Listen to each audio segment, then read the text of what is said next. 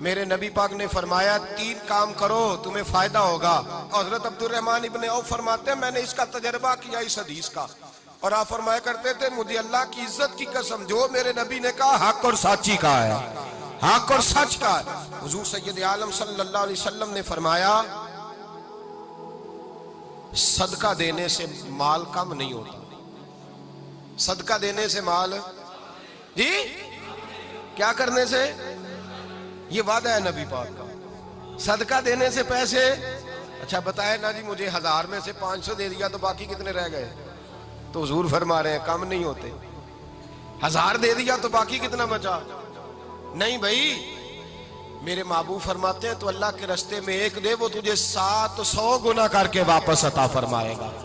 نبی پاک نے فرمایا صدقہ دینے سے مال کم نہیں ہوتا, اور فرمایا معذرت کرنے سے عزت میں کمی نہیں آتی. معذرت کرنے سے عزت میں کمی, اللہ اکبر, معذرت کرنے سے عزت میں کمی. اور حد کر دی میرے حبیب نے, فرمایا تو رب کی رضا کے لیے عاجزی کر, تیرے نبی کا وعدہ ہے اللہ تجھے عزت عطا فرما دے گا. تو جھک جا اللہ کی رضا, عاجزی اختیار کر, سادگی اختیار کر, سادگی عاجزی کر, تجھے اللہ 2 باتیں اس میں ارشاد, ایک معذرت کر غلطی ہو جائے, اور دوسرا پہلے عاجزی کی بات سنیں. حضرت عمر بن عبدالعزیز بادشاہ تھے, سوئے ہوئے تھے, غلام بھی پاس آرام کر رہا تھا, مہمان بھی آئے تھے. غلام کی ڈیوٹی تھی ہر وقت حضرت کے پاس رہنا.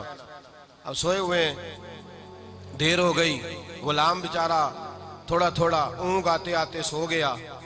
حضرت چراغ روشن تھا, کچھ لکھ رہے تھے, مہمان بیٹھا تھا, خادم سو گیا. اب چراغ نہ آہستہ آہستہ گل ہو گیا, بجھ گیا. حضرت اٹھے, بوڑھے آدمی تھے, چراغ صحیح کرنے. مہمان کہنے لگے حضور میں نہ کر دوں, میں نہ کر دوں. کہنے لگے نہیں تم مہمان ہو, مہمان سے خدمت نہیں لی جاتی. تو اس نے کہا غلام کو جگائیے. فرمانے لگے ابھی تو بیچارہ سویا ہے اور نیند سے بیدار کر دوں. خود گئے, اس میں تیل دوبارہ ڈالا, بتی ٹھیک کی, جلائی, واپس آ گئے. وہ مہمان, اب بادشاہ کا مہمان بھی تو کوئی بادشاہ ہی ہوگا نا.